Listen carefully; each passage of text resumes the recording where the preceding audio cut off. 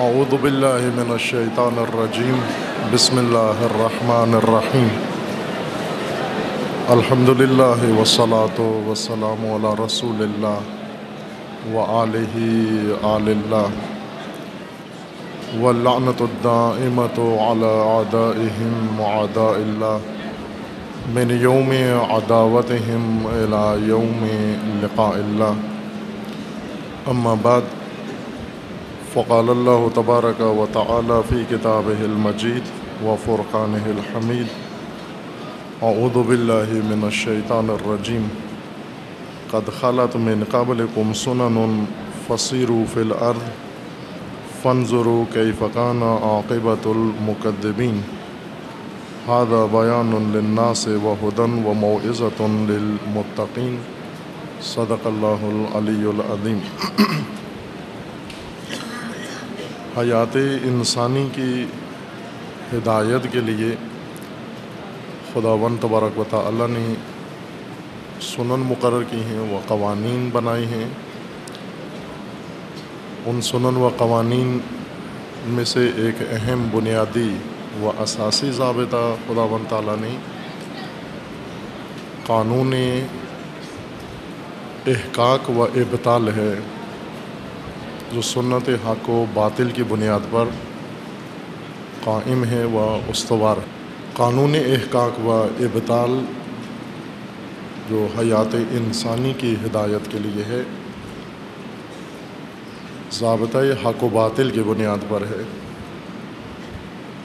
یہ قانون حق و باطل اصل سنت و سنن ہے۔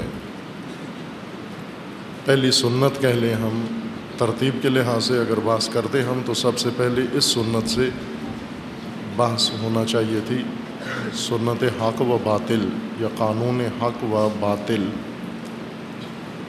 دو قانون ہیں، نظام کائنات کے لیے بھی اور انسانی حیات کے لیے بھی۔ نظام ہستی کے لیے بھی قانون حق ہے اور قانون باطل، اور انسان کی ہدایت و رہنمائی کے لیے بھی یہی قانون ہے، حق و باطل۔ لیکن حق و باطل کائنات کے اندر الگ نوعیت سے ہے، اور حق و باطل انسان کی حیات کے لیے ضابطے کے طور پر اس کی نوعیت مختلف ہے۔ قرآن کریم میں ہر مطلب کو ان دو قوانین کے ساتھ مربوط کیا گیا ہے۔ ہر حکم، ہر قانون، ہر ضابطہ جو اللہ تعالیٰ نے ذکر فرمایا ہے، اسے یا حق کے ساتھ مربوط کیا گیا ہے یا باطل کے ساتھ اس کا ربط ذکر کیا گیا ہے۔ یعنی یہ دو اساسی سنتیں ہیں، قانون ہیں، بنیادی قانون ہیں، اور باقی سارے قوانین ان دو قوانین کی طرف لوٹ کر آتے ہیں۔ بعض قوانین ایسے ہیں جو باطل کی طرف لوٹتے ہیں، اور بعض قوانین ایسے ہیں جو حق کی طرف لوٹتے ہیں۔ پیدائش میں بھی قوانین اسی طرح سے ہیں، کچھ حق سے پیدا ہوتے ہیں، ان کا منبع حق ہے، اور کچھ ضابطے ایسے ہیں جو باطل سے پھوٹتے ہیں اور پیدا ہوتے ہیں اور سر اٹھاتے ہیں، ان کا منبع باطل ہے۔ چونکہ انسان کو اللہ تعالیٰ نے اختیار دے کر پیدا کیا ہے، انسان صاحب اختیار ہے، موجود با ارادہ و موجود با اختیار ہے۔ اس لیے اس کے لیے دو قانون ہمیشہ بنانے پڑیں گے، دو قانون متقابل، دو قانون متضاد، ایک قانون نجات کا اور ایک قانون ہلاکت کا۔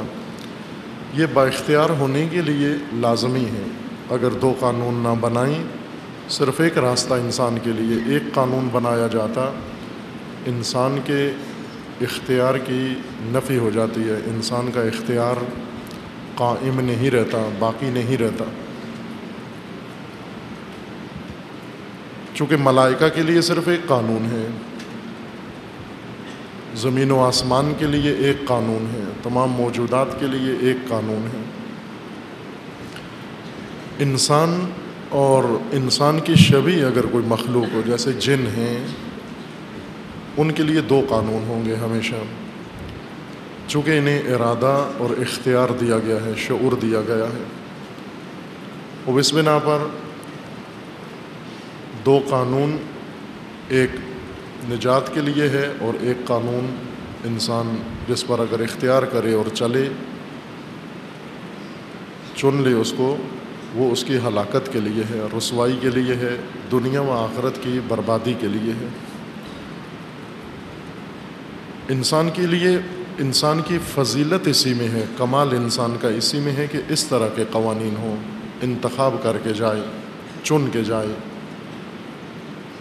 تشخیص دے کے انتخاب کرے اور پھر اس پر سفر کرے تاکہ برتر ہو، خلیفہ بن سکے اللہ کا، نائب بن سکے خدا کا۔ اگر اللہ نے ایک قانون بنا کر اس کو اس کے اوپر پابند کیا ہوتا، مجبور کیا ہوتا، یہ مجبور خلافت کے لائق نہیں ہے۔ انسان سے پہلے ملائکہ تھے، مقدس تھے اور تمام دیگر مخلوقات تھیں، لیکن وہ مقام خلافت کے لیے کافی نہیں، لائق نہیں تھی خلافت کے لیے، اور اس کی وجہ یہی تھی کہ انہیں خلقت میں ایک پہلو کے ساتھ خلق کیا گیا ہے، بغیر ارادے اور اختیار کے انہیں خلق کیا گیا ہے، جبکہ خلافت الہیہ کا حامل وہ ہو سکتا ہے جو ارادہ و اختیار رکھتا ہو۔ اس وجہ سے صرف انسان اس قابل ہے، جیسے اللہ تعالیٰ نے خلقت انسان کے آغاز میں ملائکہ کو مطلع کیا کہ میں زمین پر خلیفہ و جانشین بنا رہا ہوں۔ ملائکہ نے سوال اٹھایا کہ آپ ایک ایسی مخلوق کو خلیفہ بنا رہے ہیں، جانشین بنا رہے ہیں جو صف کے دماء کرے گا، خون بہائے گا، فساد کرے گا زمین کے اوپر۔ یعنی جس ترتیب سے اور جس ترکیب سے اور جس مواد سے اسے بنایا جا رہا ہے وہ ان دو کاموں کے لیے زیادہ موزوں ہیں، تصفیق دماء اور تفسید فی الارض یا فساد فی الارض، جبکہ ہم تقدیس و تسبیح کرنے والے ہیں اور ہمارے ہوتے ہوئے اس کی ضرورت نہیں ہے۔ اللہ تعالیٰ نے ان کے بات کی تردید بھی نہیں کی اور تائید بھی نہیں کی، یہ نہیں کہا کہ آپ ٹھیک کہہ رہے ہو، اور یہ بھی نہیں فرمایا کہ آپ غلط کہہ رہے ہو، بلکہ انہیں یہ فرمایا کہ میں کچھ جانتا ہوں جو تم نہیں جانتے۔ وہ نہ جاننے کی وجہ سے وہ سوال ہے، اور جو میں جانتا ہوں اس کی وجہ سے اسے بنا رہا ہوں۔ اور پھر فوراً ہی فرشتوں پر وہ راز کھل گیا اور تسلیم ہو گئے، مان لیا، انہوں نے بھی بطور خلیفہ انسان کو قبول کیا اور تسلیم ہوئے۔ سجدہ نماز کا سجدہ نہیں تھا کہ آدم امام بن کر آگے کھڑے ہوئے اور ملائکہ نے پیچھے صفیں باندھی، اور پھر مکبر نے اللہ اکبر کہا تو سارے فرشتے سجدے میں چلے گئے، زانو ٹیکے، انہوں نے انگوٹھے زمین پہ لگائے، ہتھیلیاں زمین پہ رکھیں اور پیشانیاں زمین پہ رکھیں، چونکہ یہ کام زمین پہ ہو ہی نہیں رہا تھا، یہ ماجرا زمین پہ نہیں ہو رہا تھا، اور اگر زمین پہ بھی ہوتا، فرشتے کی پیشانی نہیں ہے، گوڑے نہیں ہیں، گھٹنے نہیں ہیں، انگوٹھے نہیں ہیں اس کے، تاکہ وہ اس طرح کا سجدہ کرے جیسے انسان کرتا ہے۔ انسان جو سجدہ کرتا ہے یہ سجدے کا مصداق ہے، نہ معنی ہے۔ مفہوم سجدے کا، معنی سجدے کا الگ ہے۔ سجدے کے مصادیق مختلف ہیں۔ ایک مصداق سجدے کا یہ ہے جیسے انسان نماز میں صلاتی یا عبادی سجدہ کرتا ہے۔ ملائکہ نے اس طرح سجدہ نہیں کیا بلکہ تسلیم کیا، تسلیم ہوئے، جس طرح تمام موجودات اللہ کے سامنے تسلیم ہیں، خدا کے خلیفہ کے سامنے بھی تسلیم ہوئے، اقرار کر لیا خلافت آدم کا۔ خداوند تبارک و تعالی نے ملائکہ کو آگاہ کیا کہ انسان اس قابل ہے کہ یہ خلیفہ خدا بن سکے زمین کے اوپر۔ کیوں بن سکے؟ چونکہ خصوصیت ارادے و اختیار کی فقط انسان میں ہے، ملائکہ نہیں بن سکتے، اس وجہ سے کہ وہ یہ اختیار جیسے انسان کا ہے نہیں رکھتے۔ ملائکہ ان کے لیے ایک قانون ہے، فقط ایک ضابطہ ہے، اور اس کے اوپر مجبور ہیں، اسے ترک بھی نہیں کر سکتے، جبکہ انسان کو یہ حق دیا گیا ہے اور اس حق کو استعمال کر کے انسان نے اس مقام خلافت تک پہنچنا ہے۔ پہلے انسان کی مدد کی گئی، اللہ تعالیٰ نے آدم کے لیے اسباب فراہم کیے، ملائکہ کے ذریعے، ملائکہ کو حکم دے کر۔ ملائکہ خداوند تبارک و تعالیٰ کا نظام چلانے کا عملہ ہے، یا بعض کے بقول سٹاف ہے اللہ کا۔ ارادہ خدا ملائکہ کے ذریعے نافذ ہوتا ہے۔ ملائکہ جو خدا کے ارادوں کو کائنات میں نافذ کرتے ہیں، عملی کرتے ہیں، فرامین خدا اجرا کرتے ہیں اور ترک نہیں کر سکتے۔ انسان ٹھکرا سکتا ہے اللہ کا فرمان، ملک نہیں ٹھکرا سکتا، فرشتہ نہیں ٹھکرا سکتا، چونکہ اختیار نہیں ہے، حق نہیں ہے، طاقت نہیں ہے اس کے اندر فرمان خدا کو ٹھکرانے کی۔ اس لیے انسان کے سامنے ہمیشہ دو راستے ہوں گے۔ ان دو راستوں کی ذیلی شاخیں ہیں، جیسے حق ایک راستہ ہے انسان کے لیے، اور حق کی آگے حق سے نکلنے والے فراوان راستے ہیں جو حق سے نکلتے ہیں اور حق تک آ پہنچتے ہیں، مساوی کے حق ہیں۔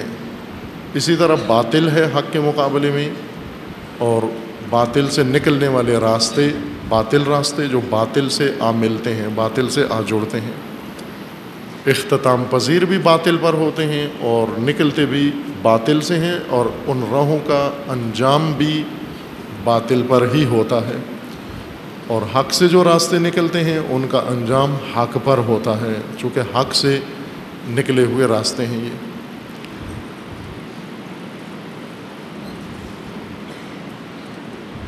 حق و باطل کی قانون سمجھنے کے لیے پہلے یہ دونوں اصطلاحیں سمجھنا ضروری ہے۔ استعمال کثرت سے ہوتے ہیں یہ دو لفظ، حق اور باطل۔ ہر انسان، دیندار، بے دین، ان پڑھ، پڑھا لکھا، عالم، غیر عالم، تاجر، کسی بھی شعبہ زندگی سے تعلق رکھتا ہو یا کسی بھی طبقے سے تعلق رکھتا ہو، اپنی روزمرہ گفتگو میں حق اور باطل کا وسیع استعمال کرتا ہے۔ فراوان اس لفظ کو بے دریغ استعمال کرتے ہیں، اور اگر اس کے معانی کی طرف توجہ کی جائے یا پوچھے جائیں حق کسے کہتے ہیں، انسان گنگا بن جاتا ہے۔ یا باطل کی تفسیر کریں کسے باطل کہتے ہیں، باطل کا معنی کیا ہے، انسان لکنت میں گرفتار ہو جاتا ہے، جیسے بول ہی نہیں سکتا۔ اس کی یہ وجہ نہیں ہے کہ حق اور باطل بڑے مشکل الفاظ ہیں اور ان کے معانی انسان کو معلوم نہیں ہیں، معلوم ہیں۔ ہر انسان کے ذہن میں، اس کے فطرت میں، اس کے وجود میں، اس کے دل میں، دماغ میں حق کا معنی اور باطل کا معنی موجود ہے، ڈالا گیا ہے۔ مشکل دو چیزوں میں ہوتی ہے، ایک جن کے اندر بہت پیچیدگی ہو، ابہام ہو، اجمال ہو،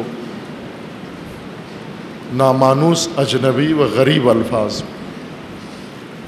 ان کے معنی مشکل ہوتے ہیں انسان کے لیے۔ اجنبی و نامانوس، جنہیں عمر بھر میں، زندگی بھر انسان نے سنا ہی نہیں، پہلی دفعہ سن رہا ہے، اور مشکل بھی ہے، تلفظ بھی مشکل ہے، اور ان کے معانی کی طرف کبھی دھیان ہی نہیں گیا۔ یہ امور مشکل ہوتے ہیں، یہ الفاظ بھی مشکل ہیں، اور وہ الفاظ بھی یا معانی بھی مشکل ہوتے ہیں، ان کی تفسیر البتہ مشکل ہوتی ہے۔ خود معانی مشکل نہیں ہوتے، جو بہت عام ہیں، جن سے روزمرہ ہمارا پالا پڑتا ہے، جن سے ہمارا روزمرہ سروکار ہوتا ہے، جنہیں ہم اپنے عام گفتگو میں استعمال میں لاتے ہیں، جیسے حق اور باطل۔ اشارہ کیا کہ ہر طبقہ، ہر انسان، ہر فرد ہر موضوع میں استعمال کرتا ہے حق اور باطل، مومن ہو، غیر مومن ہو، مسلمان ہو، غیر مسلم ہو، حق اور باطل کا زیادہ استعمال ہوتا ہے۔ حق و باطل کا معنی ہر انسان کے دل میں ہے، ذہن میں ہے۔ ذہن سے زبان پہ لانا مشکل ہوتا ہے. کچھ چیزیں انسان کے دل میں ہوتی ہیں، زبان پہ نہیں لا سکتا، ان کی تفسیر نہیں کر سکتا، ان کی وضاحت نہیں کر سکتا، ان کی تبیین نہیں کر سکتا، بیان نہیں کر سکتا. بیان یعنی کھول نہیں سکتا ان کو، اپنے آپ کو عاجز سمجھتا ہے. اور یہ احساس انسان کے اندر ہوتا ہے، اور بڑی الجھن بھی ہوتی ہے کہ جس چیز کو انسان جانتا ہے زبان سے ادا نہ کر سکے اور بیان نہ کر سکے، اس وقت شدید الجھن میں پڑ جاتا ہے. جیسے کبھی آپ اپنے دوست کا نام بھول جائیں، اپنے قریبی کسی کا نام بھول جائیں.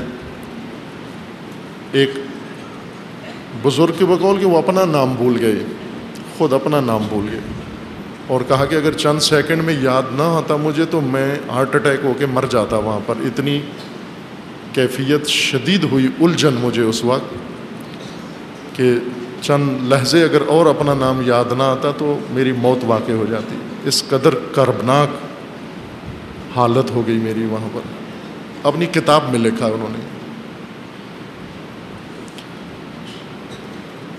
ایک بالکل واضح چیز جو دل کہہ رہا ہے واضح ہے، ذہن مان رہا ہے کہ واضح ہے، میں جانتا ہوں، اس سے تو آشنا ہوں، اسے تو روزمرہ دیکھتا ہوں، جانتا ہوں، چکھا ہوا ہے، چھوا ہوا ہے، اس کے ساتھ میں نے زندگی بسر کی ہوئی ہے، لیکن ابھی اس کی وضاحت نہیں کر سکتا، بیان نہیں کر سکتا. بیان اردو زبان میں گفتگو کو کہتے ہیں، عربی زبان میں اور قرآن کی اصطلاح میں بیان کھولنے کو کہتے ہیں، روشن کرنا، واضح کرنا، تفسیر کرنا، کسی شے کی وضاحت کرنے کو بیان کہتے ہیں. اللہ تعالیٰ نے انسان کو جو نعمتیں گنوائی ہیں ان نعمتوں میں سے ایک نعمت بیان ہے. خلق الانسان علمہ البیان. اللہ نے انسان کو خلق کیا ہے اور سب سے بڑی نعمت بیان دی ہے، یعنی اپنے دل کی بات واضح کر سکتا ہے، اپنی مراد بتا سکتا ہے. برخلاف بہیمے کے بیان کے مقابلے میں ابہام ہے، بہم ہے، بہیمہ ہے، گنگا، جو آوازیں نکالتا ہے وضاحت نہیں کر سکتا کیا کہہ رہا ہے. یہ ابہام ہے، بہم ہے. انسان کو خدا نے بہیمہ نہیں بنایا، صاحب بیان بنایا ہے، یعنی وضاحت کر سکتا ہے. یہی صاحب بیان بعض جگہ رک جاتا ہے، اس کے دل میں، ذہن میں ایک چیز موجود ہے واضح و روشن، لیکن زبان سے اس کی تفسیر نہیں کر سکتا. بعض اہل حکمت کے بقول کے عالم اور غیر عالم میں یہی فرق ہے بیان کا، ورنہ حقائق سب کو پتہ ہیں، حقائق سے سب کا سروکار ہے. عالم کا مطلب یہ ہوتا ہے کہ وہ حقائق کو بیان بھی کر سکتا ہے، وضاحت بھی کر سکتا ہے، تفسیر و تبیین بھی کر لیتا ہے. لیکن دوسرا صرف حقیقت کا احساس کرتا ہے، اس حقیقت کو تبیین نہیں کر سکتا. مثلا یہ بات کسی حد تک درست ہے، عالم اور غیر عالم کا یہ فرق. مریض ڈاکٹر کے پاس جاتا ہے، طبیب کے پاس، اور مریض درد میں مبتلا ہے، درد اسے ہو رہا ہے، اس کے اندر ہے، اور اسے پوچھتا ہے، طبیب اسے پوچھتا ہے وضاحت کرو، یہ اپنے درد کی وضاحت نہیں کر سکتا. جو چیز اس کے اندر ہے، احساس ہے درد کا، محسوس کر رہا ہے، اور ڈاکٹر کے اندر نہیں ہے درد، وہ صحیح و سالم ہے، لیکن اس کے درد کی وضاحت ڈاکٹر کرتا ہے چونکہ وہ عالم ہے. مریض صاحب درد ہے، واجد درد ہے، لیکن بیان درد سے قاصر ہے، درد کی وضاحت نہیں کر سکتا، بیان نہیں کر سکتا. طبیب کر لیتا ہے یہ کام چونکہ اس نے پڑھا ہے، درد کے متعلق اس نے پڑھا ہے، لہٰذا اس کے اسباب، اس کے محرکات، اس کا احساس، اس کی کیفیت اور نقطۂ درد بھی وہ مریض سے بہتر تشخیص دے لیتا ہے کہ تجھے یہاں درد ہے. جس شخص کو درد ہے اگر اسے پوچھیں کہاں درد ہے، وہ تھوڑے سے فاصلے پہ ہاتھ رکھتا ہے کہ یہاں درد ہے، لیکن جب طبیب نقطۂ درد پہ ہاتھ رکھتا ہے دقیقاً وہاں ہاتھ رکھتا ہے جہاں اس کو درد ہو رہا ہے. اس لیے کہ وہ عالم ہے. عالم جو بیان کر سکتا ہو. گنگا عالم جو یہ کہے میں نے پڑھا ہے، میرے ذہن میں ہے، لیکن ابھی بتا نہیں سکتا، ابھی وضاحت نہیں کر سکتا، یا میں لوگوں کی رہنمائی نہیں کر سکتا، خود سب سمجھتا ہوں، یہ گنگے عالم ہیں. گنگا عالم صاحب نعمت بیان نہ ہو اگر تو ظاہر ہے مفید نہیں ہے. عالم ہونا یعنی صاحب بیان ہونا. اور بیان مشکل چیزوں کا بیان آسان ہے. یہ ایک عجیب قانون ہے علمی دنیا میں. مشکل باتیں آسانی سے کھولی جا سکتی ہیں، مشکل گریں کھولنا بہت آسان ہے، آسان گریں بیان کرنا بہت مشکل ہے. پیچیدہ مفاہیم بیان کرنا آسان ہے لیکن آسان باتیں سمجھانا بہت مشکل ہے. آسان باتیں سمجھائیں، وہ باتیں جو لوگوں کے دلوں کے اندر ہیں، ذہنوں کے اندر ہیں، وہ جانتے ہیں لیکن زبان پہ نہیں لا سکتے، وضاحت نہیں کر سکتے. یہی مطالب انہیں سمجھانا یہ مشکل کام ہے. ان میں سے یہ دو مفہوم ہیں، حق اور باطل. مثلا اسی مجلس میں اگر ہم سوال کریں آپ سے کہ کون ہے جو حق کی وضاحت کرے، حق کی تفسیر کرے، حق کس کو کہتے ہیں، تو آپ یہ کہیں گے حق جو حق ہوتا ہے، حق جو حقیقت ہوتا ہے، حق جو حق ہوتا ہے. تکرار کر کے حق کو حق کے ذریعے سے بیان کریں گے. چند دفعہ حق حق کرنے سے سمجھتے ہیں میں نے حق کی وضاحت کر دی ہے. مگر کہ باطل کیا ہے، کہتے ہیں جو حق کے مقابلے میں ہے، جو حق نہیں ہوتا وہ باطل ہے. باطل کیا ہے، جو حق نہیں ہوتا وہ باطل ہے. حق کیا ہوتا ہے، جو باطل نہیں ہے وہ حق ہوتا ہے. اب یہ اس کو کہتے ہیں اصطلاح میں یہ ٹوٹولوجی ہے، یعنی موضوع کا تکرار. ایک موضوع کو بار بار دہراتے رہیں اور آپ کہیں کہ میں نے تو کہہ دیا تھا، آپ کو سمجھا دیا تھا کہ بھائی حق کیا ہوتا ہے. کیا سمجھایا تھا؟ بھائی حق حق ہوتا ہے. یہ سمجھایا تھا آپ کو کہ حق حق ہوتا ہے. اور دو دفعہ حق کہنے سے جملہ نہیں بنتا. موضوع کو اٹھا کر آپ محمول کی جگہ رکھ دیں تو اس سے تو جملہ نہیں بنتا. جملہ یہ ہوتا ہے کہ موضوع الگ ہو، حکم الگ ہو. آپ موضوع بھی بیان کریں، موضوع کو حکم کی جگہ بیان کریں اور پھر خوش ہو جائیں گے میں نے بات کر دی ہے، اپنی بات سمجھا دی ہے. نہ، آپ نے صرف موضوع کا تکرار کیا ہے، موضوع کا حکم بیان نہیں کیا، اس کی وضاحت نہیں کی. تکرار موضوع سے موضوع روشن نہیں ہوتے. خوب پس پہلا ہمارا کام یہ ہے کہ سنت حق و باطل جو اللہ تعالیٰ نے کائنات کے لیے بھی مقرر کی ہے اور انسانی حیات کے لیے بھی مقرر کی ہے. فرق ہے کائنات کے نظام میں اور انسان کے نظام میں. کائنات کا نظام سارا کائناتی تکوینی ہے، وہ قانون کی صورت میں، ضابطوں کی صورت میں، احکام کی صورت میں، شریعت کی صورت میں نہیں ہے. وہ حقائق کی صورت میں ہے. کائناتی نظام حقائق کی صورت میں ہے. وہاں کوئی چیز ایسی لکھی ہوئی نہیں ہے جو انہیں کہی جائے، لفظی نہیں ہے، کتابی شکل میں نہیں ہے. کائنات کے اصول، کائنات کا نظام، وہ سارا ان حقائق کی شکل میں ہے. یہ خود قوانین ہیں اور خود ہی نظام ہے. انسانی حیات کا نظام کتابی شکل میں ہے، شریعت کی صورت میں ہے، قانون کی شیپ میں ہے اور الفاظ کے قالب میں ہے. مفاہیم کس رنگ رکھتا ہے، معانی سے اس کا تعلق ہے، سمجھنے سمجھانے سے اس کا تعلق ہے، پڑھنے اور پڑھانے سے اس کا تعلق ہے. اس قانون کو کہتے ہیں تشریعی نظام اور وہ ہے تکوینی نظام. یعنی وہ کائنات کے لیے ہے، یہ بشر کے لیے، یہ انسان کے لیے ہے. دونوں کی بنیاد ایک ہی چیز پر ہے، حق اور باطل پر ہے. ہم پہلے حق سے آشنا ہو جائیں. معنی حق سے. حق عربی زبان کا لفظ ہے، اس کے مترادفات دوسری زبانوں میں ہیں جو حق کا معنی ادا نہیں کرتے.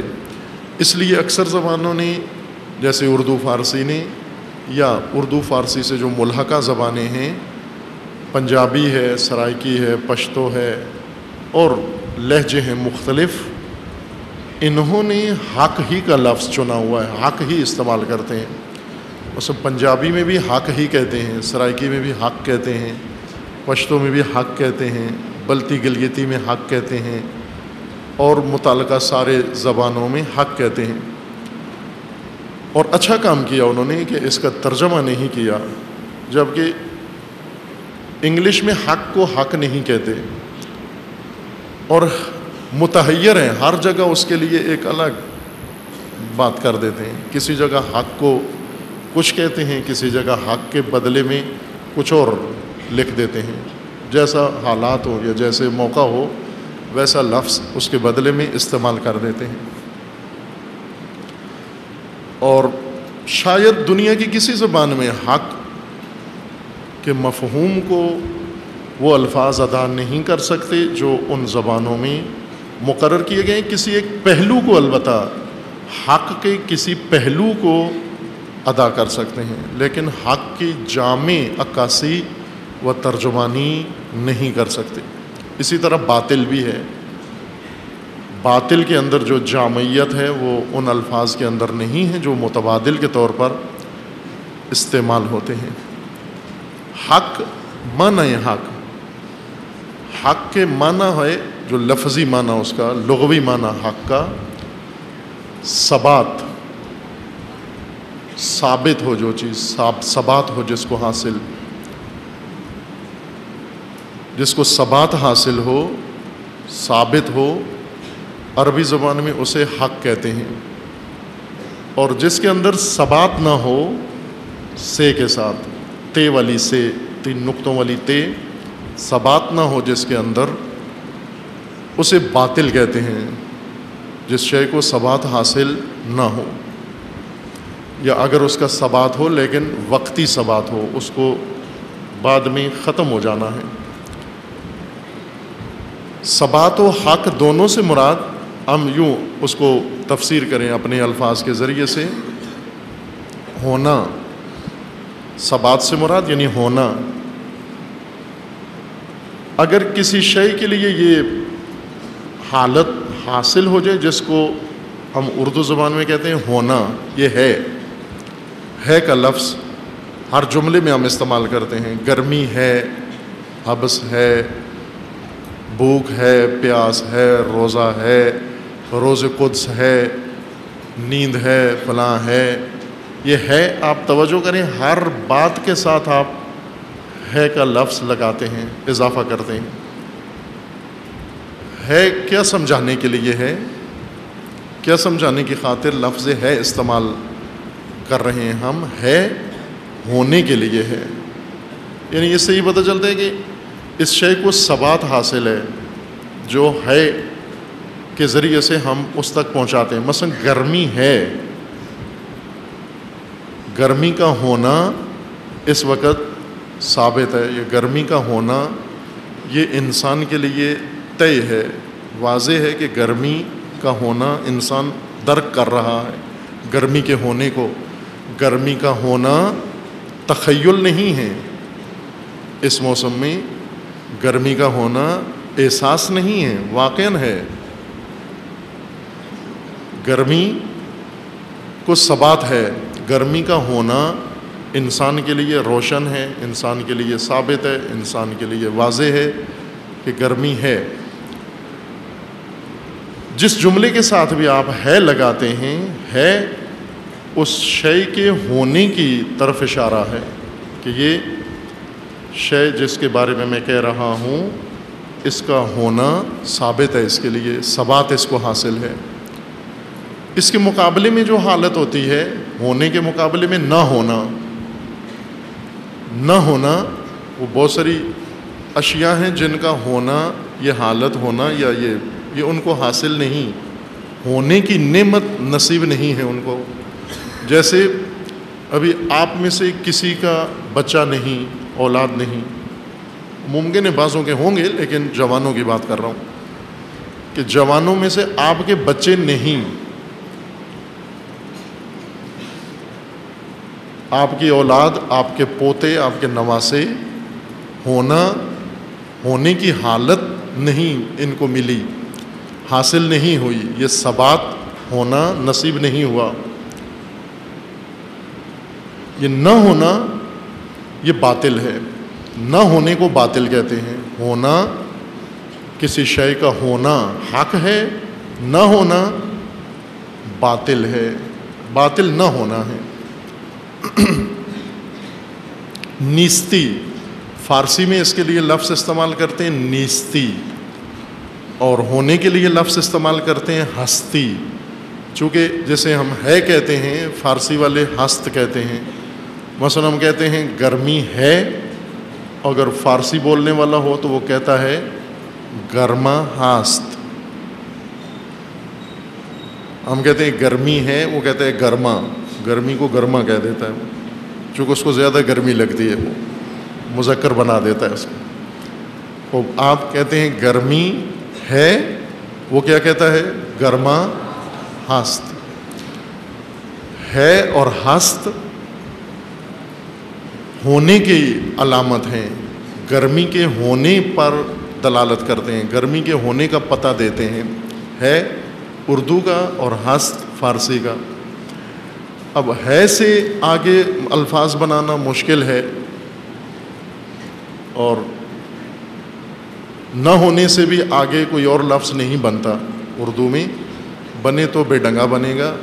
لیکن ہست اور نیست، مثلا ہم کہتے ہیں سردی نہیں ہے، اور فارسی میں کہا جائے گا کیا کہیں گے سردہ. گرما کے وزن پر سردہ. نہ سردہ نہیں کہتے، سردی کو سردہ نہیں کہتے. کیا کہتے ہیں؟ سردہ نہیں کہتے، سارد. سارد، سرد نیست، سرما نیست. سردہ نہیں، سرما نیست. گرما هست، سرما نیست. سردہ نہیں، سرما. یعنی سردی نہیں ہے. نیست سے فارسی والے لفظ بناتے ہیں نیستی. ہست سے بناتے ہیں ہستی. ہست ہونے کا پتہ، ہونے کی دلیل یا ہونے کی علامت. نیست نہ ہونے کی علامت. اس ہست و نیست سے دو لفظ اور بناتے ہیں، ہستی اور نیستی. ان کا معنی یہ ہوتا ہے ہونا اور نہ ہونا. ہونا حق ہے، نہ ہونا باطل ہے. ہستی حق ہے، نیستی باطل ہے. خوب، یہ اصل معنی ہے حق اور باطل کا. حق اور باطل کائنات کے نظام کے اندر اگر کہا جائے تو بھی یہی معنی ہے اس کا. مثلا کائنات میں کچھ چیزیں حق ہیں، یعنی ان کا ہونا ثابت ہے، ہونا ان کا واضح ہے. اور کچھ چیزیں باطل ہیں، یعنی نیستی ہے، نہیں ہے، نہ ہونا ان کا واضح ہے، ثابت ہے کہ نہیں ہے. جو نہیں ہیں وہ باطل ہیں، جو ہیں وہ حق ہیں. کچھ چیزیں ایسی ہیں جو انسان نے فرض کی ہوئی ہیں کہ یہ ہیں. جیسے پاکستان میں چڑیل ہر پاکستانی کو نظر بھی آتی ہے اور دیکھتا بھی ہے، لیکن نہیں ہے، باطل ہے. چڑیل نام کی کوئی شے نہیں ہے، نیست ہے. بھوت نہیں ہے، باطل ہے. یہ انسان کے ذہن کی تخلیق ہے. چڑیل اللہ نے نہیں پیدا کی، انسان نے پیدا کی ہے، وہ بھی اپنے ذہن میں، اپنے توہم میں پیدا کی ہے. چونکہ انسان یہیں پہ پیدا کر سکتا ہے کچھ چیزیں، باقی اپنے وجود سے باہر کم لوگ ہیں جو کچھ بنا سکتے ہیں. اکثر اپنے ذہن میں سب کچھ بناتے رہتے ہیں. اپنے ذہن میں بھوت بنایا ہے، اپنے ذہن میں چڑیل کو بنایا ہے، اپنے ذہن میں اور اس طرح کی خیالی چیزیں اپنے ذہن کے اندر بنا لی ہیں انسان نے. لیکن ذہن سے باہر یہ نہیں ہیں، نیست ہیں. چونکہ نیست ہیں، باطل ہیں. یہ جو نہیں ہیں یہ باطل ہیں، جو موجود ہیں یہ حق ہیں. جس طرح قرآن کریم میں سورہ رعد کی آیا میں اللہ تعالیٰ نے حق و باطل کی مثال دی کہ آسمان سے پانی اترتا ہے، یہ وادیوں میں بہہ نکلتا ہے، پانی کے بہنے سے پانی کے اوپر جھاگ بن جاتی ہے، اور یہ جھاگ تھوڑی دیر کے بعد ختم ہو جاتی ہے، اور اس کی تہ میں پانی بچ جاتا ہے، زمین کے اوپر رک جاتا ہے۔ حق و باطل کی یہ مثال ہے، حق و باطل کی یہ مثال ہے، یعنی جس کو ثبات حاصل ہے، ٹھہراؤ ہے جس کے اندر، وہ حق ہے، لیکن جس کے اندر ٹھہراؤ نہیں ہے، ثبات نہیں ہے، اس کے ہونے کو دوام حاصل نہیں ہے، وہ باطل ہے۔ جھاگ باطل ہے، تھوڑی دیر کے لیے پانی کے اوپر پیدا ہوتی ہے، پھر ختم ہو جاتی ہے، خود ہی ختم ہو جاتی ہے، جفاءً آٹومیٹک ختم ہو جاتی ہے، اسے ختم کرنے کے لیے کوئی ہیلا نہیں کرنا پڑتا۔ چونکہ پانی کے بلبلوں میں ہوا ہوتی ہے، اس کا نام جھاگ ہے، یہ بلبلے آہستہ آہستہ پھٹنا شروع ہو جاتے ہیں، ہوا نکل جاتی ہے، آزاد ہو جاتی ہے، جھاگ ختم ہو جاتی ہے، لیکن پانی حق ہے، جھاگ باطل کی مثال ہے۔ قرآن کریم کا یہ طریقہ ہے کہ اگر الفاظ کی مدد سے، مفاہیم کی وضاحت سے بات سمجھ میں نہ آئے تو مثال کے ذریعے سے بات سمجھائی جائے، اور یہ علمی طریقہ ہے، اسلوب ہے، وہ اچھا ہے اور بہت ہی مؤثر ہے۔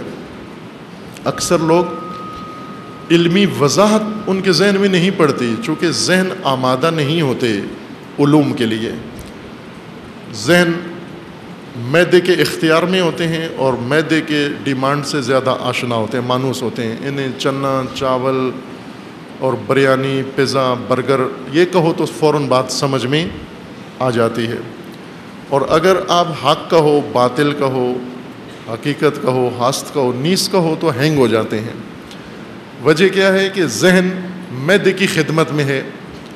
جس طرح گھر کے اندر کوک رکھتے ہیں آپ، آج کل گھروں کے اندر ماسیاں اور کوک لوگوں نے رکھے ہوئے ہیں، حتیٰ خود ماسیوں نے بھی ماسیاں رکھی ہوئی ہیں، خود مہنگا کام کرتی ہیں کوٹھی میں، اور سستی ماسی اپنے گھر میں اس نے رکھی ہوئی ہے کہ وہ اس کے گھر کا کام کرے۔ اس مائی کا کام کیا ہے بنگلے کے اندر، کوٹھی کے اندر، یا یہ کوک باورچی، اس کا کام گھر والوں کے لیے صبح و شام کھانے پکانا۔ اس کو منڈی کے سارے ریٹ پتہ ہوتے ہیں، اس کو کھانا پکانے کی ساری ترکیبیں پتہ ہوتی ہیں، اس کو ٹیسٹ سارے پتہ ہوتے ہیں، اس کو ہر چیز کھانے سے متعلق، کھانے کی پوری کیمسٹری کو سمجھتا ہے یہ باورچی پڑھے بغیر، اس لیے بہترین کھانے گھر والوں کو پکا کے دیتا ہے۔ یہ کھانے اور باورچی، یہ اس کی دنیا ہے، باورچی کی یہی دنیا ہے۔ اگر آپ باورچی سے بیٹھ کر ملکی حالات پہ تبصرہ کرواؤ کہ اس وقت ملکی حالات یہ ہیں، سیاسی حالات یہ ہیں، ملک کے اندر ناامنی ہے، باورچی سے بات کر کے دیکھ لیں کہ ملک کے اندر ناامنی ہے، اس کی کیا وجوہات ہیں، یا اس وقت روز قدس ہے، کل باورچی سے پوچھو کیا ہے، تو اس کے نزدیک روز قدس کسی گوبھی کا نام ہوگا، ٹینڈے کا نام ہوگا، یہ تو وہ یہ پوچھتا ہوگا صاحب روز قدس بتاؤ ذرا، اور ٹینڈا ہے، گوبھی ہے، بھنڈی ہے، کون سا وہ ہے، تیار کر کے دیتا ہوں۔ آپ مثلاً سے کہیں کل روز قدس ہے تو وہ کہے ٹھیک ہے سر تیار کر کے دوں گا آپ کو، بتائیے روز قدس کیسے تیار ہوتا ہے، صرف مجھے میٹیریل بتا دیں، میں آپ کو روز قدس کل ڈش بنا کے دوں گا۔ چونکہ اس کا ہم و غم، اس کی دنیا ہی معدے سے مربوط ہے۔ بنگلے میں رہنے والوں کے معدے جو ڈیمانڈ کرتے ہیں، کوک انہیں بنا بنا کے دیتا ہے۔ تو ذہنی صلاحیت ساری پیٹ کی خدمت میں ہے، اور پیٹ ظاہر ہے ایک مخصوص ڈیمانڈ رکھتا ہے، ہر معنی اور ہر حقیقت سے اور ہر راز سے پیٹ کا تعلق نہیں ہے۔ پیٹ کا تعلق غلے سے ہے، چنے سے ہے، چاول سے ہے، بریانی سے ہے، مختلف طرح طرح کی ڈشوں سے ہے۔ تو ذہن اگر دن رات پیٹ کی خدمت میں لگا رہے تو اس ذہن میں بھی ایک ذہن بھی غلہ منڈی ہی ہے، اس ذہن میں کوئی اور بات نہیں ہے۔ اگر منڈی کی بات کریں سمجھ جاتا ہے، اور اگر آپ ہستی کی بات کریں نہیں سمجھتا، آپ علم کی بات کریں نہیں سمجھتا، آپ قرآن کی بات کریں نہیں سمجھتا، چونکہ یہ ذہن صبح و شام پیٹ کی خدمت میں ہے۔ خوب ایسے لوگوں کو بھی تو دین سمجھانا ہے جن کے ذہن آمادہ نہیں ہیں حقائق کو سمجھنے کے لیے، چونکہ ان کے ذہن مصروف ہیں، کسی اور خدمت میں لگے ہوئے ہیں۔ ان کو کیسے سمجھائیں؟ اللہ تعالیٰ نے ان کو انہی کی دنیا کی مثالیں سمجھائی ہیں، روزمرہ مثالیں جو ان کے ارد گرد وقوع پذیر ہوتی ہیں، انہی مثالوں سے ان کو بتایا گیا ہے. ممکن ہے انہیں کتاب پڑھائی جائے, کلاس میں بٹھا کے سمجھایا جائے, یہ نہ سمجھیں اور نہیں سمجھتے. تجربہ بھی ایسا ہی ہے, نہیں سمجھتے. مثال کے ذریعے سے بات انہیں بڑی آسانی سے سمجھ میں آ جاتی ہے. قرآن کریم نے حق و باطل کی وضاحت بھی کی ہے اور حق و باطل کی تفسیر بھی کی ہے آیات میں, اور حق و باطل کی مثال بھی دی ہے کہ جو لفظی وضاحت اور تفسیر سے بات نہ سمجھیں, مثال سے ان کو بات سمجھ میں آ جائے گی, چونکہ مثال ان کی دیکھی بھالی ہے, مثال میں غور کریں. البتہ مثال بھی, جیسا میں نے مثال سے مطلب سمجھنے کے لیے ہمیشہ مثال ایک دی ہے کہ مثال کی حیثیت ٹی بیگ کی طرح ہوتی ہے. چائے کی پڑیا, چائے بنانے کا ایک طریقہ یہ ہوتا ہے کہ آپ کپ ابلا ہوا پانی ڈال کے یا دودھ ڈال کے اس کے اندر چائے کی پڑیا اس کے اندر ڈال دیں, چائے کے اندر بھگو دیں. آپ تھوڑی دیر اس کو رکھیں گرم پانی اور گرم دودھ کے اندر. یہ پتی اپنا رنگ بھی چھوڑتی ہے اور اپنا ذائقہ بھی چھوڑتی ہے, اور جب آپ کے مزاج کا رنگ و ذائقہ بن جائے تو فوراً پڑیا کو نکال دیں. اگر یہ زیادہ دیر پڑیا رہی تو یہ چائے پینے کے قابل نہیں ہوگی, کڑوی ہو جائے گی, آپ سے نہیں پی جا سکتی. ٹائم ہوتا ہے اس ٹی بیگ کا چائے کے اندر اتنی دیر تک رہے جب اپنا رنگ و ذائقہ چھوڑ دے مناسب مقدار و حد تک, اس کے بعد ہمیں اسے نکال لینا ہے. مثال ذہن میں یہی حیثیت رکھتی ہے, ایک مطلب کو سمجھانے کے لیے آپ کے سامنے مثال پیش کی جاتی ہے. یہ مثال جب اپنا رنگ و ذائقہ چھوڑ دے تو مثال کو نکال دو اور جس چیز کی مثال تھی اس کی طرف آ جاؤ. ابھی مثلاً ہم حق و باطل کو سمجھنا چاہتے ہیں مثال کے ذریعے, ٹی بیگ کے اس نمونے کے ذریعے. مثال ذہن میں لے جائیں, بارش جو آج بھی ہوئی اور ابھی برسات میں ہر روز ہوگی. بارش کے نتیجے میں پانی کا زمین پہ بہنا ندیوں نالیوں میں, یہ بھی مشکل کام نہیں ہے, ہر ایک کو سمجھ میں آتا ہے. بے شک جو کتابوں سے سروکار نہ بھی رکھتا ہو, پیٹ کی ہی سے اس کا تعلق ہو, سارا عمر کھانے پینے سے ہو, ٹینڈا بھنڈی ہی کے ساتھ اس کی دنیا ہو, تو بھی بارش کا بہنا سمجھ میں آتا ہے اس کو. اور بہتے پانی پہ جھاگ جو گھروں میں بنتی ہے, خواتین جب کپڑے دھویا کرتی تھیں کسی زمانے میں تو وہ تو نظر آتی تھی ان کو, ابھی مشینیں دھوتی ہیں اس میں بھی نظر آتی ہے جھاگ, اگر خواتین غور کریں. یا ماسیاں جب کپڑے دھوتی ہیں تو مالکن چلی جایا کرے دیکھنے کے لیے, مثال سمجھنے کے لیے, مشین کے پاس دیکھے, اس مشین میں جب چل رہی ہے تو اس میں جھاگ بنی ہوتی ہے, خصوصاً جب اس میں سرف صابن ڈالتے ہیں تو جھاگ زیادہ بنتی ہے. خوب یہی قرآن سمجھانا چاہتا ہے آپ کو, بس اتنی علم کی ضرورت ہے, اتنے غور کی ضرورت ہے. بارش, پانی کا چلنا کسی مشین میں یا زمین پر, اور اس کے اوپر جھاگ بننا. اگر یہ بات سمجھ میں آ گئی ہے تو سمجھو حق بھی سمجھ میں آ گیا, باطل بھی آپ کو سمجھ میں آ گیا ہے. لیکن تھوڑا سا انتظار کرنا ہوگا, کھڑے ہو کے دیکھیں کہ جھاگ آہستہ آہستہ آہستہ آہستہ ختم ہونا شروع ہو جاتی ہے, اور کچھ دیر کے بعد, چند منٹ کے بعد بالکل پانی رہ جاتا ہے, جھاگ ختم ہو جاتی ہے. قرآن فرماتا ہے کہ یہ کافی ہے حق و باطل سمجھنے کے لیے. اگر یہ بات سمجھ میں آ گئی کہ جھاگ ختم ہو گئی, پانی بچ گیا, تو سمجھو آپ کو حق بھی سمجھ میں آ گیا ہے, باطل بھی سمجھ میں آ گیا ہے. کیسے؟ چونکہ حق یہی ہوتا ہے جو ہو, جس کا ہونا پائیدار ہو, جس کے اندر ٹھہراؤ ہو, جو ختم نہ ہو, جس کی ہستی ہو اور جاری رہے اس کی ہستی. لیکن جو تھوڑی دیر کے لیے نمودار ہو, تھوڑی دیر کے لیے نمائش کرے اپنے وجود کی یا اپنے ہونے کی اور پھر ختم ہو جائے, یہ باطل ہے. نیستی جس میں آ جائے یہ باطل ہے. جھاگ ختم ہو جاتی ہے, یہ باطل کی مثال ہے. ہر حق و باطل اب اس مثال سے سمجھیں. اب پڑیا نکال دیں, آ جائیں اشیاء اور حقائق کے اندر. یہ پڑیا تھی, یہ مثال, رنگ دے دیا اس نے, ذائقہ دے دیا اپنا, اس کو الگ کر کے اب آ جائیں اپنے کاموں کی طرف, اپنے روزمرہ معمولات کی طرف. ان کے اندر حق بھی ہے اور باطل بھی ہے. حق وہ کام ہیں جو پانی کی طرح ہیں. بارش برستی ہے, اور پانی جمع ہوتا ہے اور یہ پانی دیر تک رہتا ہے، ٹھہراؤ ہے اس میں، اور پانی کا ہونا اسے ثبات حاصل ہے، ہستی ہے پانی کی۔ جاگ تھوڑی دیر بنتی ہے، ختم ہو جاتی ہے، ٹھہراؤ نہیں ہے اس کے اندر، ہونا اس کا ثبات اس کو نہیں حاصل۔ اپنے روزمرہ معاملات کے اندر اگر آپ دیکھیں تو آپ کو یہی دو چیزیں نظر آئیں گی، کچھ کام آپ کے جاگ کی طرح ہیں، کچھ کام پانی کی طرح ہیں، کچھ چیزیں ایسی ہیں جو باقی رہتی ہیں، کچھ چیزیں ایسی ہیں جو ختم ہو جاتی ہیں، جاگ کی طرح ہیں۔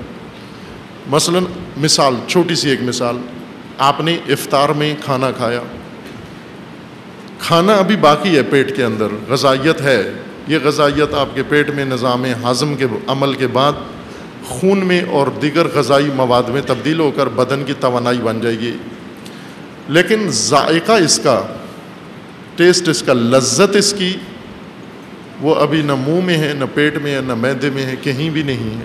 جاگ کی طرح لذت جاگ ہے، غذائیت کو ثبات ہے، غذائیت ابھی بھی آپ کے پیٹ میں ہے افطار کے بعد سے۔ ذائقہ کب تک تھا؟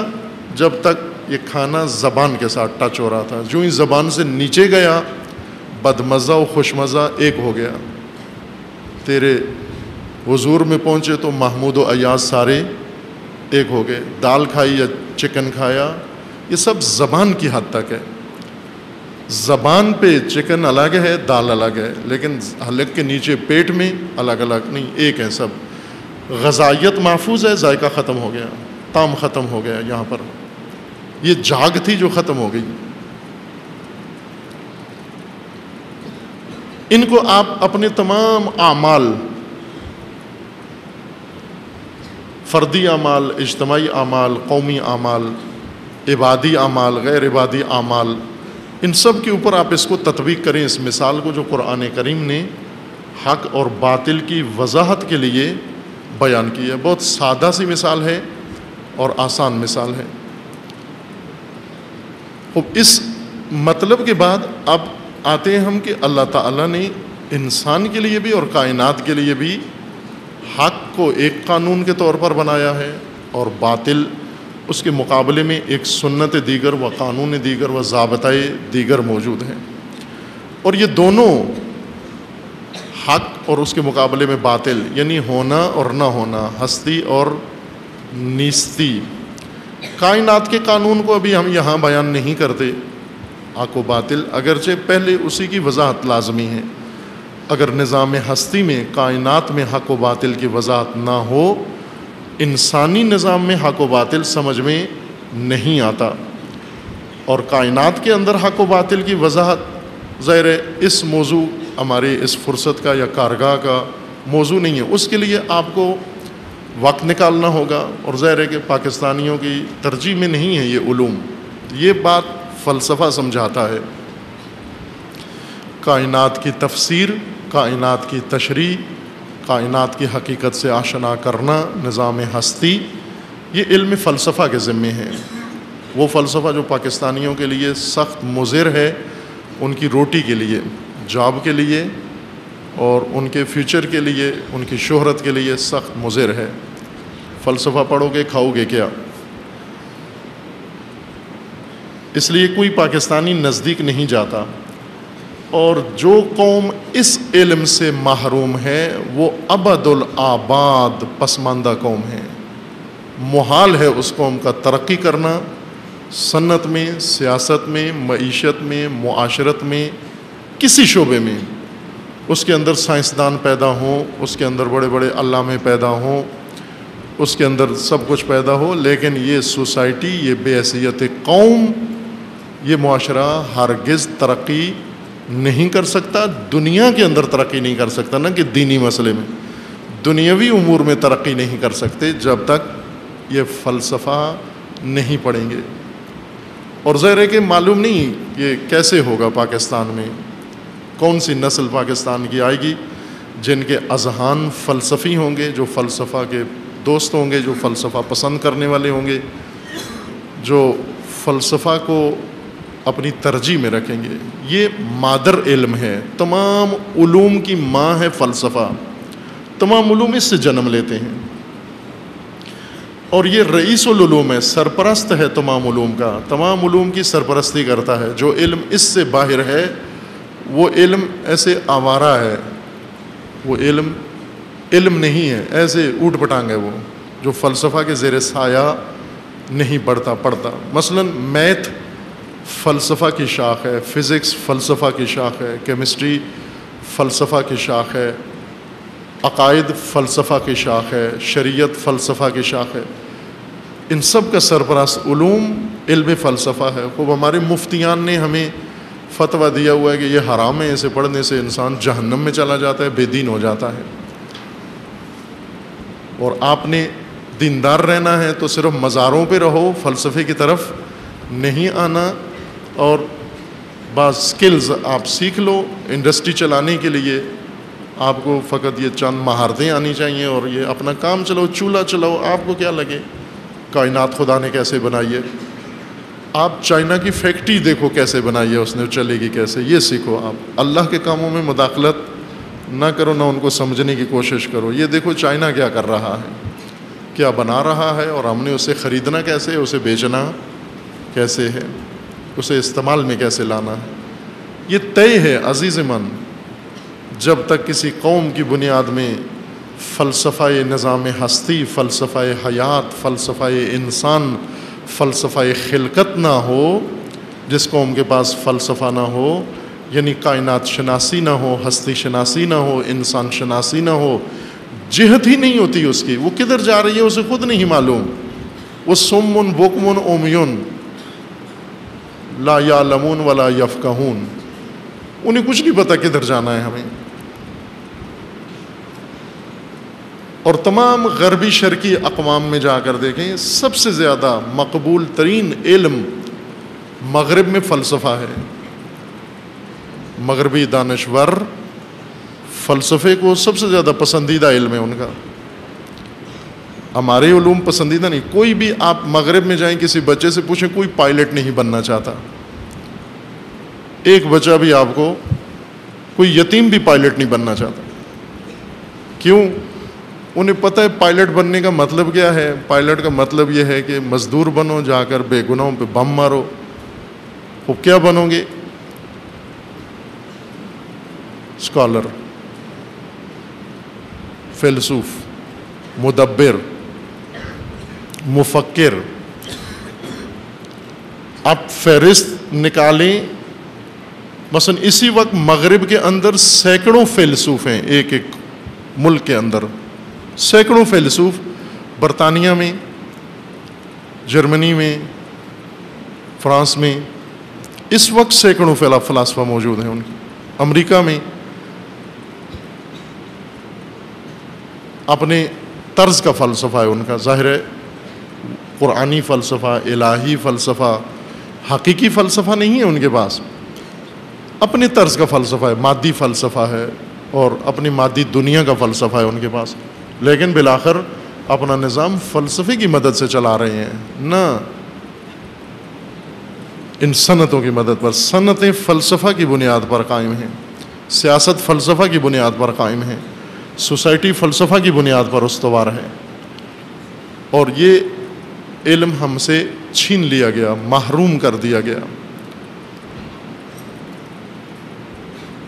اسی محرومیت کا نام ایک لعنت ہے۔ قرآن میں لعنت وہ نہیں ہے جو یہاں پاکستان میں جس کو لعنت کہا جاتا ہے۔ پاکستان میں لعنت گالی ہے، فوش ہے۔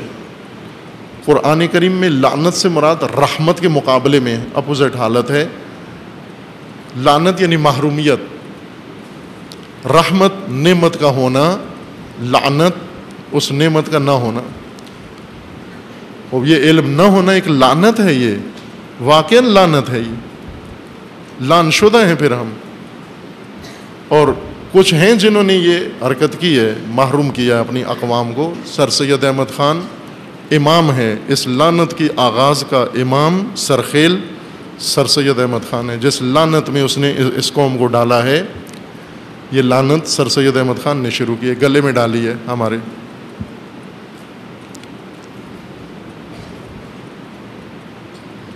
نظام ہستی وہاں پڑھنا ہے، اس علم کے اندر پڑھنا ہے، اور اس کے پڑھے بغیر چارہ نہیں ہے۔ اس کے پڑھے بغیر کچھ بھی سمجھ میں نہیں آتا. بعض اساتید علماء کے بقول حتیٰ یہ علم پڑھے بغیر دین بھی سمجھ میں نہیں آتا، دین بھی پلے نہیں پڑتا انسان کے اگر یہ علم انسان حاصل نہ کرے. یہ اس لیے وضاحت کی ہے کہ یہاں پر ہم حق و باطل کا وہ قانون جو کائنات کے لیے، نظام ہستی کے لیے اللہ نے بنایا ہے، اس سے بحث نہیں کریں گے. بحث سنن الہی میں، چونکہ یہ سنن حیات انسانی کے لیے جو سنن ہیں ان سے بحث ہو رہی ہے. یہاں پر وہ موضوع ہیں. یہاں سنن کائنات و سنن تکوینی و سنن نظام ہستی زیر بحث نہیں ہے، ہر چند قرآن میں موجود ہیں. اللہ تعالیٰ نے ان سنن کو ذکر فرمایا ہے قرآن کریم میں. لیکن اس وقت ہم حیات انسانی کے لیے ضوابط کو سمجھ رہے ہیں. حیات انسانی کے لیے بنیادی ترین سنت یہی سنت حق و باطل ہے. ایک قانون ہے حق، اس کے مقابلے میں ایک قانون ہے باطل.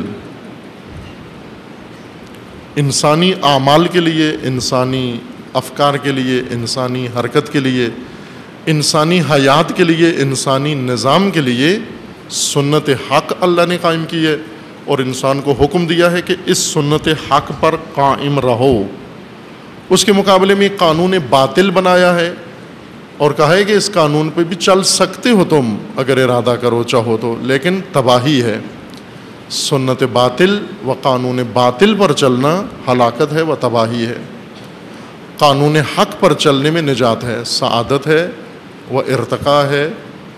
دنیا و آخرت کی تمہاری بقا قانون حق پر عمل ہونے میں ہے. قانون حق انسانی حیات کے لیے خداوند تبارک و تعالیٰ نے بیان کیا ہے اور ساتھ ہی پھر تاکید بھی کی ہے کہ اس قانون کی تمہیں پابندی کرنی پڑے گی. اس قانون کو پہلے سمجھنا ہوگا اور اس کے اوپر چلنا ہے تمہیں. بنی اسرائیل چونکہ قانون شکن قوم ہیں جنہوں نے تمام دینداروں کو قانون شکنی سکھائی ہے.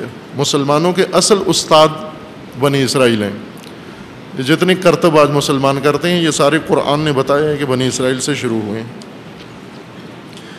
سورہ مبارکہ بقرہ کے آغاز میں خداوند تبارک و تعالیٰ نے بنی اسرائیل کو متوجہ کیا ہے کہ ایک غلط کام تم حق اور باطل کے اندر انجام دے رہے ہو. توجہ فرمائیں ان آیات پر. آغازین آیات ہیں سورہ مبارکہ بقرہ کی. آیا 40 سے شروع ہوتا ہے یہ مضمون. یا بنی اسرائیل اذکروا نعمتی التی انعمت علیکم و اوفوا بعہدی اوف بعہدکم. سنت عہد پہلے بیان کی ہے، قانون عہد اور وفا. وَإِيَّیَّ فَارْحَبُونَ. اللہ تعالیٰ کا فرمانا ہے کہ اپنے عہد کو وفا کرو تاکہ آپ کے ساتھ جو عہد کیا گیا ہے وہ بھی وفا ہو، پورا ہو جائے. اور اس کے بعد فرمانا ہے کہ وَآمِنُوا بِمَا أَنزَلْتُ مُصَدِّقًا لِمَا مَعَكُمْ وَلَا تَكُونُوا أَوَّلَ كَافِرٍ بِهِ وَلَا تَشْتَرُوا بِآيَاتِي ثَمَنًا قَلِيلًا. بنی اسرائیل جو کچھ ہم نے قرآن میں نازل کیا ہے اس نبی پر، اس پر ایمان لے آؤ. چونکہ یہ قرآن تصدیق کرتا ہے تورات و انجیل کی جو پہلے نازل ہوا ہے. اور اول کافر نہ بنو، کافر نمبر 1 نہ بنو. یہ سب سے بڑا جرم یہ ہے کہ انسان کافر نمبر 1 بنے، مجرم نمبر 1، مجرم نمبر 1، یعنی سب سے آگے مجرم، جرائم کی دنیا میں سب سے آگے. یہ کام نہ کرو آپ. اول کافر مت بنو. ولا تشتروا بآیاتی ثمنا قلیلا. اور دین فروشی نہ کرو حقیر مال کے بدلے میں، حقیر پیسوں کے بدلے میں، حقیر معاوضے کے بدلے میں اور حقیر چیزوں کے بدلے میں. آپ ہرگز دین خدا مت بیچو، کیونکہ دین کے بدلے میں جو بھی آپ کو ملے گا وہ حقیر ہے. اس وقت ہیں دین کے بدلے میں لاکھوں روپیہ لیتے ہیں. مثلا ایسے خطیب ہیں پاکستان میں سپر سٹار، بعض ایسے ہیں کہ مجلس ڈالر میں لیتے ہیں، ان کا فکس ریٹ ہے کہ ڈالر میں دیں گے آپ.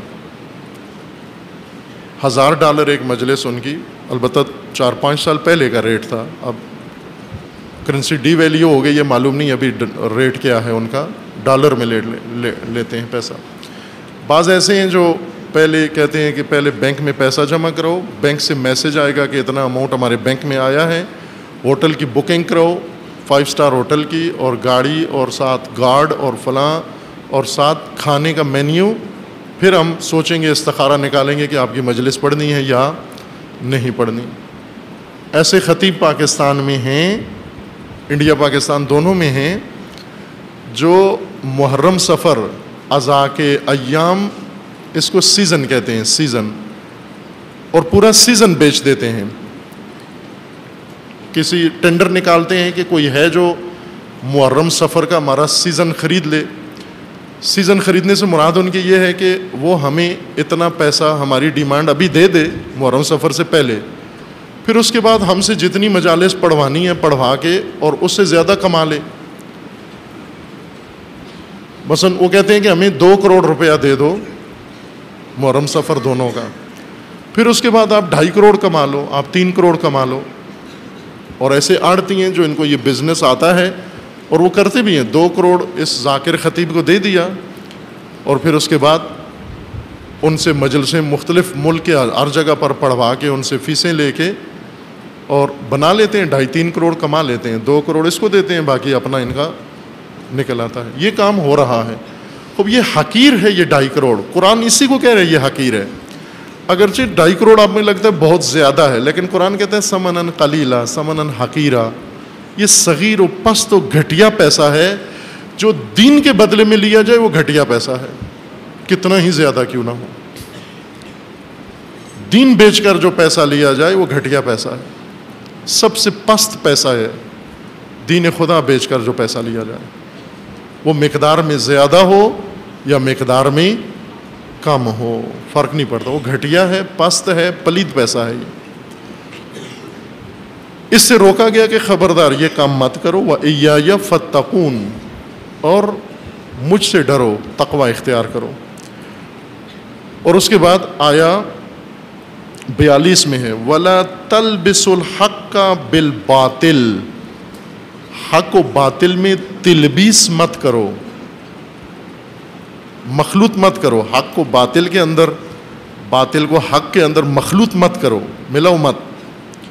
وَتَكْتُمُوا الْحَقَّ, اور حق کو چھپاؤ مت. وَأَنْتُمْ تَعْلَمُونَ, جب کہ تم جانتے ہو, حق کو جانتے ہو, باطل کو جانتے ہو. کاروبار نہ بناؤ حق کو باطل کے ساتھ, باطل کو حق کے ساتھ ملا کر اپنا بزنس نہ چلاؤ تم. یہ تمہارے لیے ناجائز ہے اور جرم ہے تمہارے لیے. اے بنی اسرائیل, دین کے اندر حق کو حق رکھو اور باطل کو باطل رہنے دو, حق پر قائم رہو, باطل سے دوری اختیار کرو, مخلوط نہ کرو اور چھپاؤ مت حق کو. یہ 2 کام کرنے ہیں. حق, اب ہر چیز میں حق ہے, ہر کام میں حق ہے. مثلا ابھی ہم یہاں بیٹھ کے جو عمل ہم خود کر رہے ہیں اس میں حق بھی ہے, ایک اس کا راستہ و ایک پہلو, اور اس کے اندر باطل بھی ہو سکتا ہے. ہمیں حکم یہ ہے کہ آپ اس عمل کے اندر حق کی بنیاد پر اپنا یہ عمل قائم کرو. اس کی بنیاد حق ہو, پڑھنے کی بنیاد حق ہو, پڑھانے کی بنیاد حق ہو, عبادت کی بنیاد حق ہو, آنے کی بنیاد حق ہو, جانے کی بنیاد حق ہو. باطل کی بنیاد پر, یعنی کسی ایسی ناپائیدار چیز کی بنیاد پر یہ عمل مت کرو. حق کو اساس قرار دو. اپنی زندگی کی بنیاد, اپنے عمل کی بنیاد, اپنے عقیدے کی بنیاد, اپنی سوچ کی بنیاد حق کو رکھو, ثابت, پائیدار. اور وہ امور جن کو دوام حاصل ہے, ہستی ہے جن کی, ان کے اوپر ان کو, ان اصولوں پر اپنے عمل کے بنیاد رکھو. ان پر بنیاد نہ رکھو جن کو کسی قسم کا ٹھہراؤ نہیں ہے, جاگ کی طرح ہیں, جو ٹھہرے ہوئے ہیں, ثابت ہیں, ان کے اوپر بنیاد رکھو. جو ناپائیدار ہیں, جن کی کوئی حیثیت نہیں ہے, ان کے اوپر اپنی زندگی کی بنیاد مت رکھو. کہ اگر باطل کے اوپر بنیاد رکھی, یہ زندگی ناپائیدار ہے. جاگ کے اوپر گھر بنایا ہے, جاگ کے اوپر زندگی بنائی ہے, جاگ کے اوپر آپ نے شخصیت بنائی ہے. جاگ کے اوپر جو شخصیت بناؤ گے نابود ہے, ختم ہے, ناپائیدار ہے. خود ختم ہونے والی ہے. جاگ پہ بنی ہوئی زندگی، اس کو ضرورت نہیں ہے کہ ملائکہ آ کر اس کو نابود کریں، اس کو آ کر دوسرے آ کر دھکا دیں یہ دیوار گرانے کے لیے. یہ خود نابود ہو جائے گی جو جاگ کی بنیاد پر انسان زندگی بناتا ہے. بنی اسرائیل چونکہ حق کشی و حق فروشی میں سب سے آگے ہیں، اس لیے ان کی جا بجا ان کو خطاب کر کے اور ان کے خطاب کو قرآن میں لکھا گیا ہے. متعدد آیات ہیں. بنی اسرائیل میں مثلا ہر کام انہیں جو حکم دیا جاتا تھا وہ باطل کی بنیاد پر اس کام کو قائم کرتے، حق ہوتے ہوئے، رائے حق، سنت حق، قانون حق کے ہوتے ہوئے باطل کی بنیاد پر اسے قائم کرتے، لذت محسوس کرتے تھے کہ یہی کام ہم ٹیڑھا کریں. مثلا کلاس کے اندر، گھر کے اندر، خاندان کے اندر فرض کریں ہم مختلف مزاجوں کے افراد ہیں،